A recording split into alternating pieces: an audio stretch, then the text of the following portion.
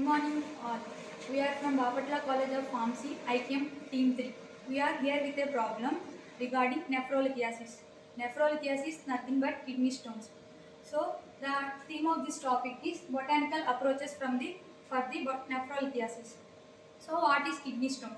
Kidney stone is a small hard deposits that is occurred in the kidney at the pelvic regions, and it passes through the bladder through urine.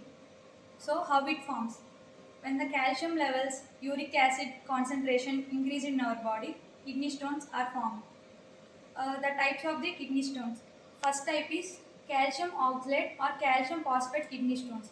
These are formed due to taking less water and taking high proteins, minerals, salts, and oxalate food. It causes the calcium oxalates or calcium phosphate stones.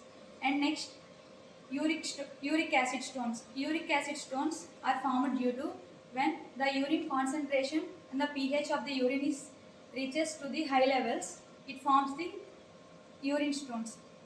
And by taking fiber foods and calcium foods, it leads to the kidney stones. It present at the pelvic region. The introduction of the kidney stones is kidney stones are hard deposits. Current approaches for nephrolithiasis. So when a person is affected with kidney stones, firstly we go for the medication.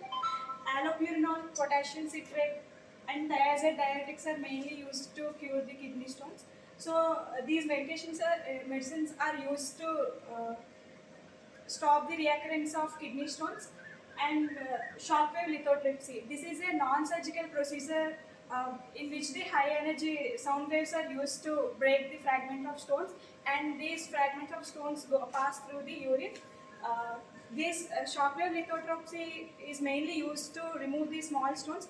This is the first line treatment for treating the kidney stones. And ureteroscopy.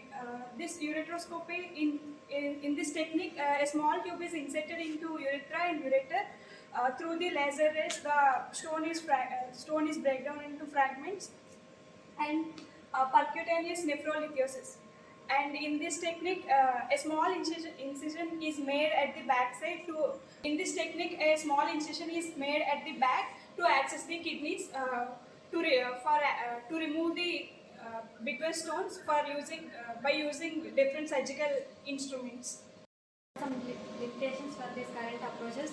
It causes some potential side effects like stomach upset, nausea, dizziness, and electrolyte imbalance, and some chronic conditions like bleeding disorders, active urinary tract infections, and obesity, etc. And by using these current approaches, some type of stones like cystine stones does not break well with the shock waves. And this medication are mostly available in private hospitals, so the backward people cannot afford them. In the anatomical limitations, patients with an unusual anatomy makes the stone targeting the stone difficulty, so these are not suitable for the shockwave lithotripsy. And potential complications for ureteroscopy, bleeding, infection, and ureteral structure injuries and pain, etc. Throughout the introduction of Arvalinata, first I am interested to tell about why we choose the botanical approaches for nephrolithiasis. Herbal plants plays a vital role in medicine of ancient methods.